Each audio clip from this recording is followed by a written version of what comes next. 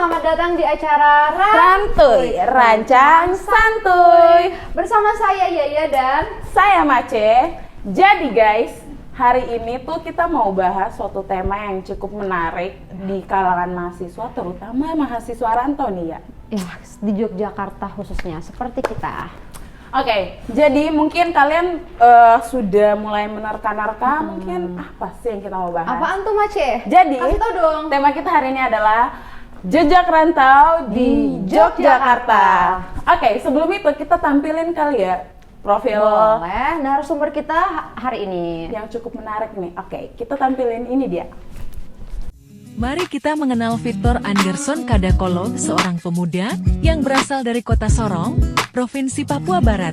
Saat ini, dia berdomisili di Jalan Brojoden Tomrican, Yogyakarta. Lahir pada tanggal 12 Mei tahun 2005, Victor kini berusia 18 tahun. Dia telah mengumpulkan sejumlah pengalaman yang luar biasa. Salah satunya adalah menjadi Duta Generasi Berencana Provinsi Papua Barat pada tahun 2022. Prestasi lain yang patut dibanggakan adalah meraih juara 1 dalam Internal Hot Forward Competition Piala Dekan 1 Fakultas Hukum Universitas Atmajaya. Namun, Victor tidak hanya pandai dalam bidang hukum, dia juga seorang konten kreator yang aktif di Instagram dan TikTok. Melalui kedua platform tersebut, Victor berbagi konten edukatif dan inspiratif untuk anak muda. Selain itu, dia adalah seorang mahasiswa yang aktif dan berpartisipasi dalam berbagai komunitas, baik yang berhubungan dengan bidang akademik maupun non-akademik ya. Dengan semangat dan dedikasinya, Victor terus mengejar impian dan memberikan kontribusi positif bagi masyarakat. Itulah sedikit gambaran tentang profil Victor Anderson Kadakolo. Nantuy! Setelah melihat tayangan tadi, gimana sih first impression kalian tentang narasumber kita pada kali ini? Menurut Mace sendiri gimana? Jadi kalau menurut saya sih kayak antara tema dan narasumber kita ini kayak dua combo yang mantap nggak sih? Kayak Betul. sangat menarik untuk kita bahas. Jadi ya Tanpa berlama-lama lagi, mari kita sambut Kak Victor. Halo Kak Victor. Halo. Halo semuanya. Aduh. Oke Kak, terima kasih. Oke, di sini. Oke. Sekarang kita udah kedatangan nih dengan narasumber kita yaitu Kak Victor. Halo Kak Victor. Iya. Jadi mungkin biar lebih intens lagi dan biar lebih sokap banget gitu kan. Kita kenalan karena ada pepatah, tak kenal maka tak sayang ya. Udah sayang pinjam dulu 100. 50. Iya. Oke, jadi Kak Victor, gimana kabarnya? Baik. Puji Oke. Tuhan. Alhamdulillah. Alhamdulillah. Terima kasih juga udah mau menghadiri Iya, acara kita betul. ini. Sudah menyempatkan waktunya Kak Victor. Iya, Nah, Kak sekali. Victor Sama. silahkan perkenalan. Iya. Halo sobat santuy atau tadi apa? Entuy, ya. Parantoy. Halo untuk semuanya. Perkenalkan, nama saya Victor Anderson Kadakolo. Saya berasal dari Provinsi Papua Barat Daya. Jadi ini provinsi baru di Indonesia.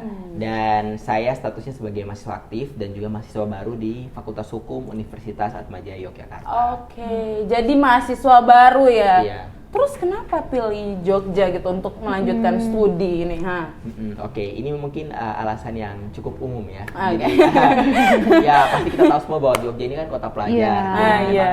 banyak mahasiswa atau perantau-perantau yang datang tinggal dan melanjutkan studinya di Jogja. Iya, benar. Nah, jadi itu alasan pertama. Alasan kedua itu karena memang di Jogja ini dikenal tempat yang nyaman dan juga makanan di sini murah-murah. Jadi gitu. Ya cocok lah untuk saat punya anak-anak Iya, kos. Jogja Iya. juga istimewa kan? Aduh, jangan sampai jatuh cinta di Jogja. Aduh.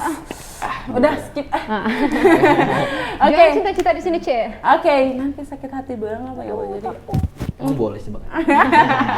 Oke, jadi ngekos apa tinggal sama keluarga nih, Kak Victor? Sekarang ngekos, tapi sebelumnya memang pernah tinggal dengan keluarga, tapi karena memang jarak dari rumah ke kampus itu lumayan jauh dan biasa kan kampus sesi kan, jadi ada sesi pagi gitu, jadi kayak lebih baik cari yang dekat aja, jadi kalau kampus lebih dekat terjangkau Iya, gitu benar jaraknya. sih. Nah, kalau boleh tahu nih Kak Victor ngekosnya informasi nyari kosnya di mana? Kan biasanya nih kita sebagai mahasiswa baru yang lagi merantau ke tempat orang jauh dari keluarga, itu otomatis kayak susah kan buat nyari kosnya.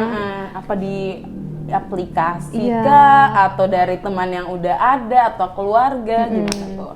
Jadi informasi pertama yang saya dapat itu dari keluarga, terus kayak sempat cari daerah yang mereka rekomendasiin, tapi memang di situ juga nggak udah full rata-rata kosnya.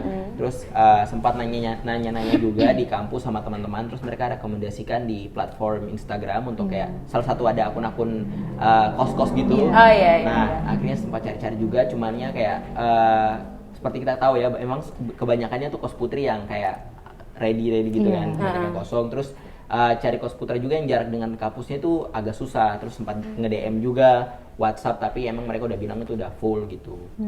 Gitu kayak gitu. Berarti susah banget ya emang nyari kos Iya, itu. iya. Jadi gimana untuk selama tinggal di Jogja tuh apa sih yang mungkin ada culture shock nggak?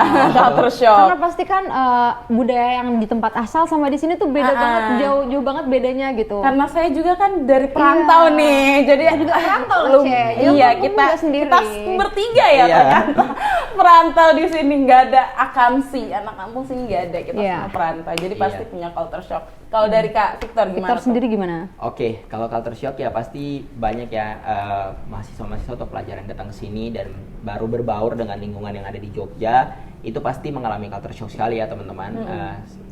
Jadi kayak dari saya pribadi ya, mungkin untuk beradaptasi dengan lingkungan dan pertemanan yang di sini itu agak susah karena mungkin mereka rata-rata yang kayak datang sini kayak udah memang SMA di sini dan sekolah di sini, kayak mungkin untuk untuk bergaul dan dengan kenal dekat dengan mereka tuh lumayan susah gitu. Jadi kayak itu aja sih kayaknya. Yang lain daripada itu ya beberapa yang kayak cari-cari kos gitu ya, itu agak susah juga. Kayak saya culture shock sendiri juga, kayak mungkin di tempat saya nggak kayak gini, terus sampai di sini terus diperlakukan seperti ini kan agak gitu. Aduh, apa tuh ya? Kita tanya dulu dari profilnya ini. Dilihat-lihat Kak Victor ini ada ini ya, jadi kayak Apaan tuh, Ce? Apaan? kayak apa sih namanya ya? Aduh, lupa lagi.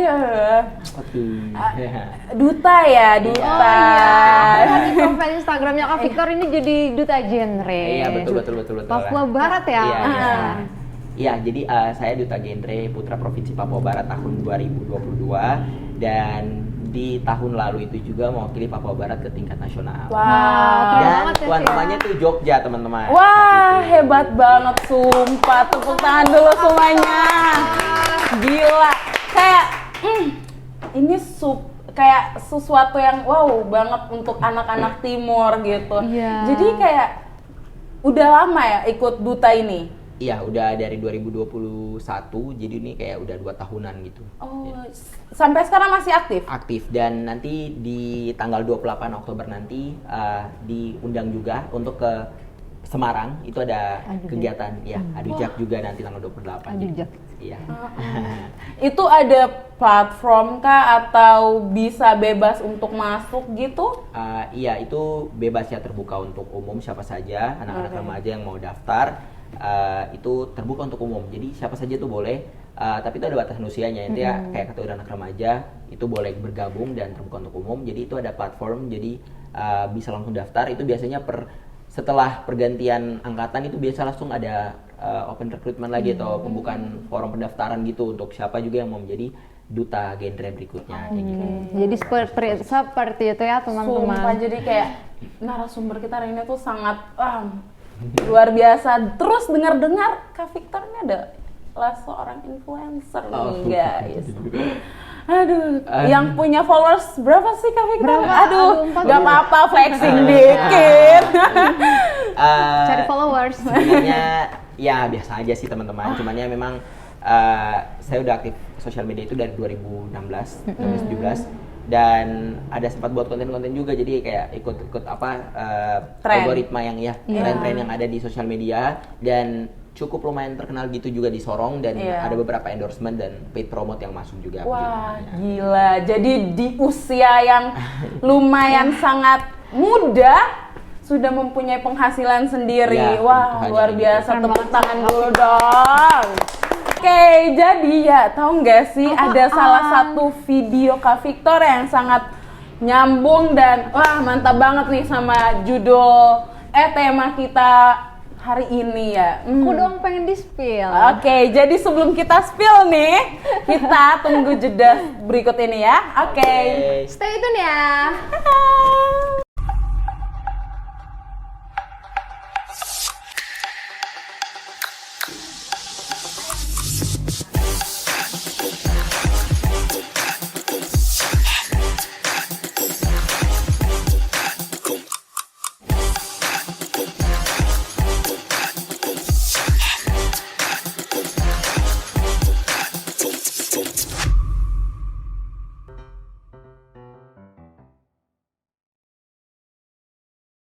Kembali lagi di Rantuy, Rancang Santuy.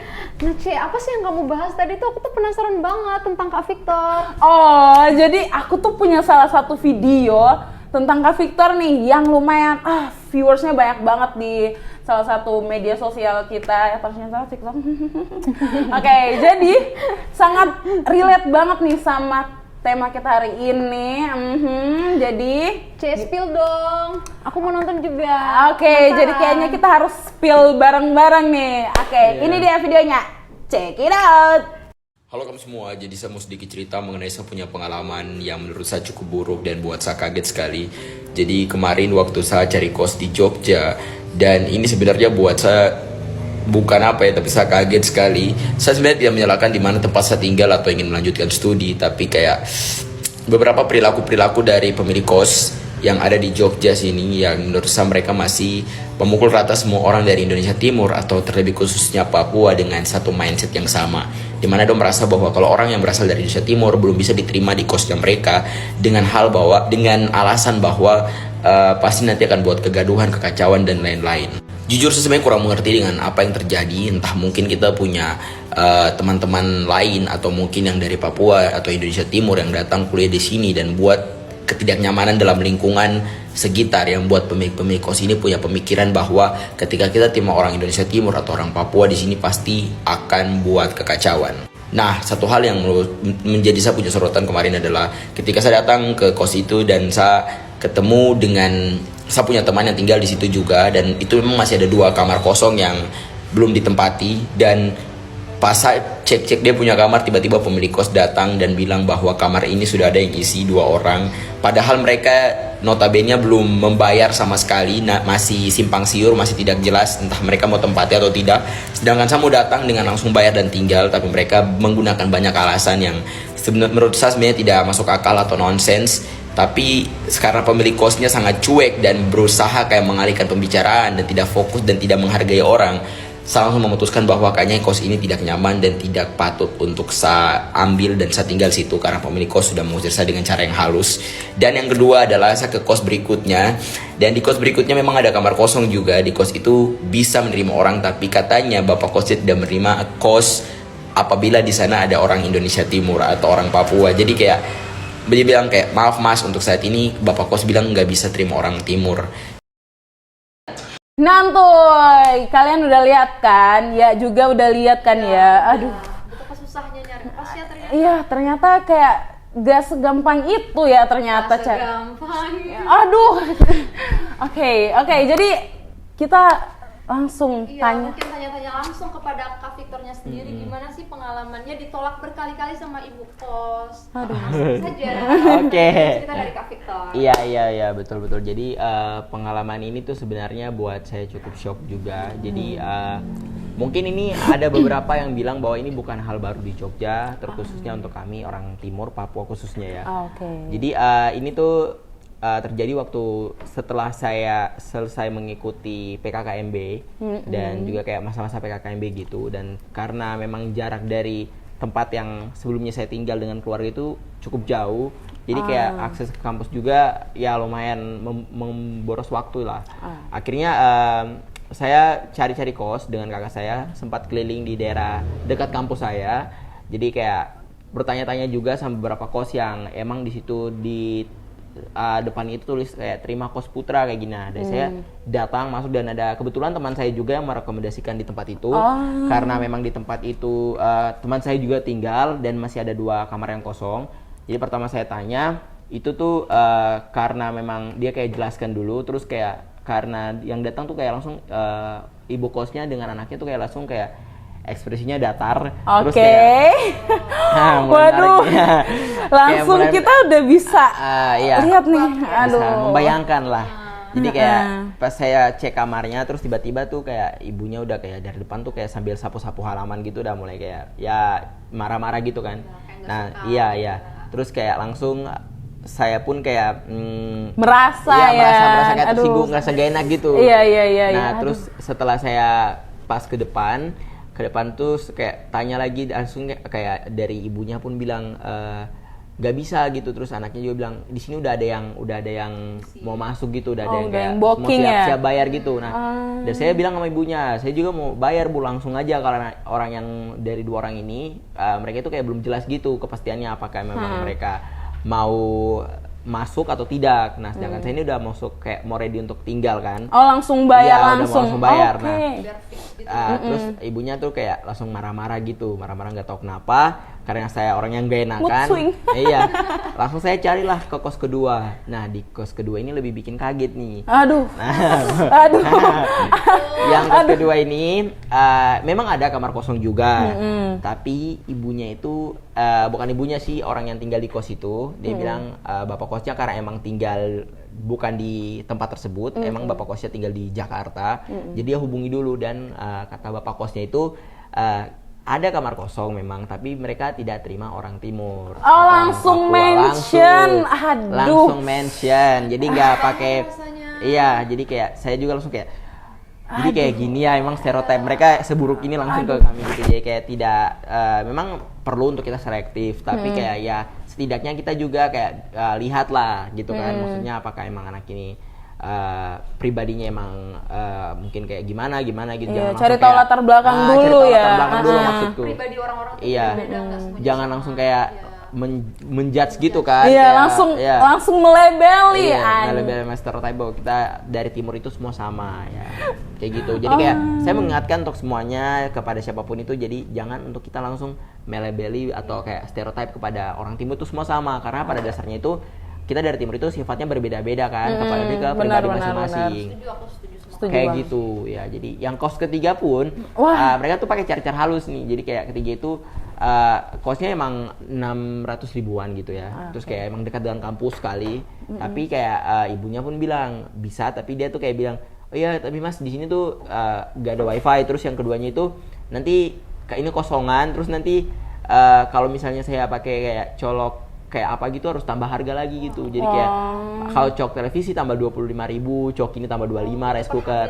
Iya, katanya per cok itu. Iya, jadi saya kayak langsung kayak mikir, oh berarti sama aja gitu. Kayak nonsense sekali gitu Oke, kan. sangat Shock banget aku dengar itu. Shock. Jadi akhirnya saya kayak, oh ternyata kayak saya kayak langsung berpikir, oh ini berarti kayak memang kos gini mereka nggak bisa nih. Maksudnya kayak mereka emang menolak secara halus, ada yang secara langsung gitu kan, langsung dan tidak langsung. Ya udah, saya kayak koordinasi dengan kakak saya, dan kakak saya bilang ya udah cari kos lain aja, mungkin kayak di sini belum tempatnya gitu ya, mungkin tempatnya memang rata-rata kayak kos-kos di sini tuh mereka langsung kayak lihat anak dari timur, dari Jogja, dari Papua kayak gitu, langsung kayak mereka stereotipnya sama. Mungkin karena kita tahu juga kebanyakan mungkin kakak-kakak dari timur yang datang sebelumnya itu mungkin ada juga yang membuat kegaduhan, Oh sehingga iya, kayak benar mungkin sekali. saya tidak 100% menyalahkan mereka yang di sini, tapi memang kayak mungkin secara gimana historis ya, mungkin kayak mereka tuh kehilangan kepercayaan juga. Ke kita yang baru ya. Setelah saya berkoordinasi juga sama Pak RT yang dekat situ, dan emang dia cerita, terus kayak emang saya bisa sadar gitu, ternyata emang banyak juga dari kita juga yang kayak mungkin buat kegaduhan, akhirnya kepercayaan dari masyarakat sekitar ini jadi hilang gitu. Ya mungkin mereka percaya mungkin sebelumnya buat kenyamanan, akhirnya kenyamanan mereka mungkin terganggu, akhirnya mereka kehilangan kepercayaan, tidak percaya juga untuk anak-anak timur tinggal, anak-anak Papua tinggal di kosnya mereka, karena mungkin ada yang mabuk-mabukan atau mungkin ada yang akhirnya buat kegaduhan, konflik kan tidak ada yang tahu ya. Jadi kayak gitu mungkin kehilangan kepercayaannya sih, yang saya tahu dan saya tangkap dari RT di situ, kayak gitu aja. Jadi setelah beberapa kali nih Kak Victor cari kos totalnya deh, ditolaknya tuh berapa kali gitu? Sampai nemu yang bener-bener pas. Jadi totalnya ada berapa kali penolakan dan beberapa kali kos, ada berapa lah kosnya gitu? Ada 3 kos yang Oh, 3 tolak kos. gitu ya. Yang sebenarnya saya nggak bisa langsung menyimpulkan dan langsung kayak berstatement di TikTok saya, cuman ya kayak langsung aja kayak karena saya rasa juga lumayan kaget, shock, akhirnya kayak langsung saya Sharing aja. gitu, mungkin menjadi pembelajaran juga ya, jadi untuk kita semua dan supaya kayak teman-teman juga pada tahu nih emang susah juga cari kos. Pertama kos putra udah susah, terus apalagi untuk dari wilayah timur kayak gitu kita juga susah diterima kayak gitu. Jadi setelah itu Kak Victor dapat kosnya itu gimana? Oke. Yang kos yang sekarang ini? Nah, jadi akhirnya itu setelah saya cari-cari kos, adalah dekat kampus saya juga, kos kecilan aja, terus kosongan ya mereka bilang ya bisa aja gitu, karena memang kamarnya nggak banyak banget. Akhirnya mereka udah bilang ya udah kalau mau tinggal harganya segini atur, ya udah nggak apa-apa, yang penting saya sih nggak banyak kemauan ya, cowok nggak usah lah, yang penting tinggal aja. Tidur yang penting bangun pagi dekat kampus. Iya, benar. Jadi kayak sambil jalan kaki pun jadi nggak terlambat juga kalau mau ke kampus. Jadi gitu aja sih, langsung dapat kosnya yang keempat ini, syukurnya langsung dapat dan diterima, dan ya bapak kosnya baik juga, nggak kayak mengekang, bahkan tidak berpikir yang negatif lah untuk kita orang-orang timur Papua gitu. Kayak gitu ya, Gila. seperti yang sebelum-sebelumnya. Respect banget sih sama bapak kosnya. Terus ya Bapak kosnya Vic. Terima kasih. Jadi setelah itu tanggapan Kak Victor itu kayak lebih ke, waduh, ini sebenarnya kayak sakit nggak sih, atau kayak sempat bingung juga, hopeless Iya. gitu. Hopeless sih iya, karena capek juga kan, maksudnya menguras tenaga, terus emang cari dari siang sampai sore mau malam ya. Iya. Cari keliling-keliling daerah situ, terus kayak sulit juga kan, pasti capek juga kan, kayak udah aduh marah, manusiawi lah, kalau kita marah kita capek itu manusiawi sekali.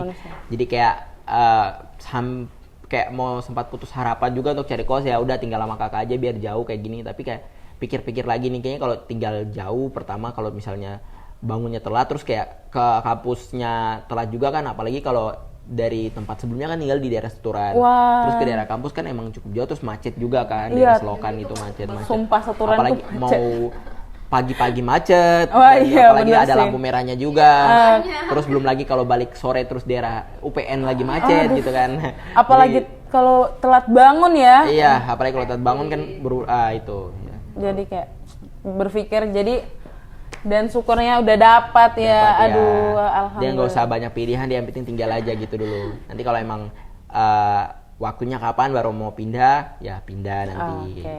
Tapi sementara ya bersyukur dulu Bersyukur, dengan yang ada. ya. Gitu. Ya perbanyak bersyukur guys. jadi jangan mudah menyerah ya. Iya. Lihat salah satu contohnya Kak Victor ini. Iya. Jangan ini apa namanya tuh, apa tadi Ce?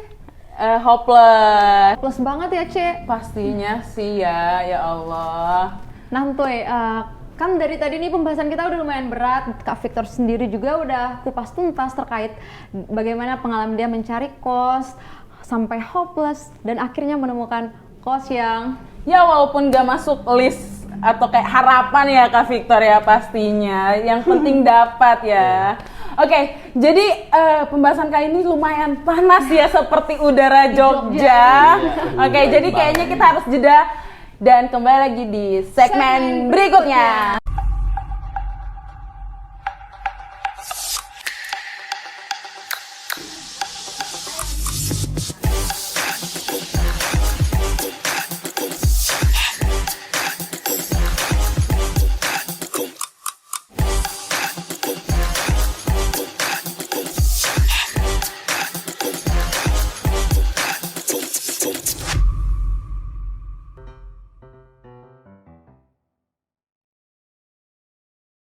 Halo kembali lagi di Rantuy, Rancang Santuy.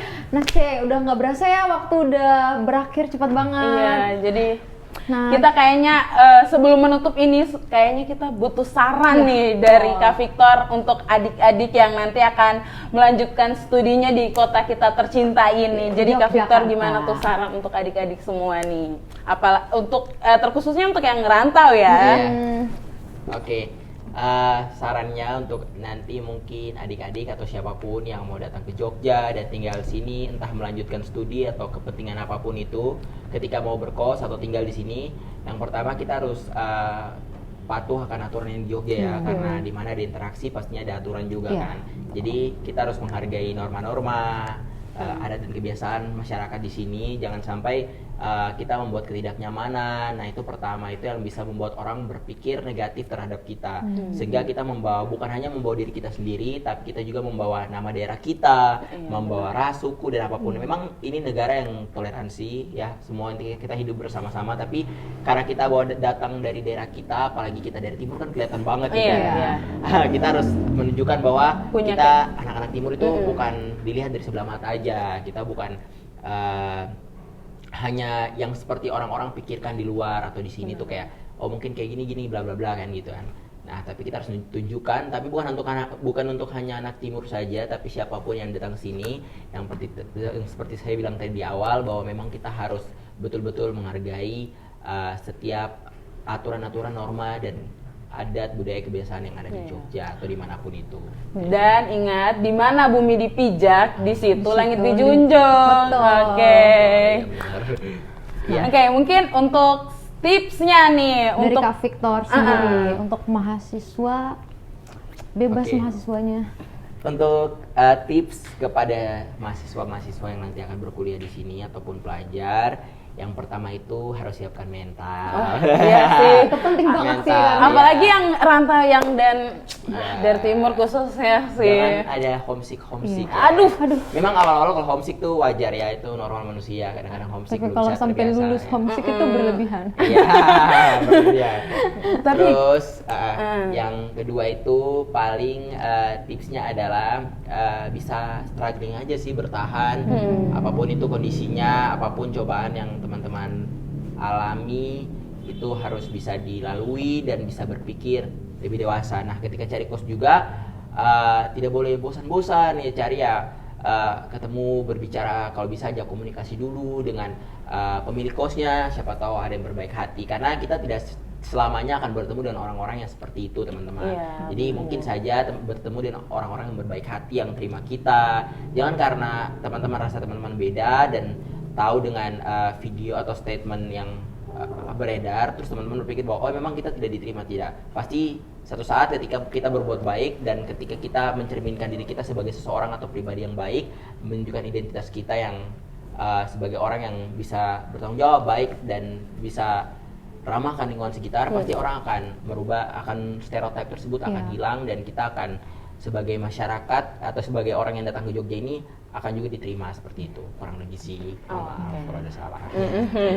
Oke, jadi mungkin ada masukan nih dari saya nih. Oke, jadi Apa mungkin itu, Mace? untuk kakak-kakak yang di atasnya kita atau seletingannya kita nih sekarang nih, apalagi yang dari rantauan, tolong banget untuk tidak bertingkah, karena nanti efeknya tuh akan berkepanjangan ya. Dari generasi ke Tiga generasi. Betul. Jadi nanti berdampak untuk anak dan cucu kita Ya, ke betul. bawahnya lagi gitu. Oke, mungkin sekian dari kita semua di sini, para kru semua. Kita berterima kasih juga untuk Kak Victor yang telah hadir, dan kru-kru dan penonton-penonton di sini. Terima kasih semuanya, luar biasa. Jadi mungkin segitu saja. Terima kasih dan see you.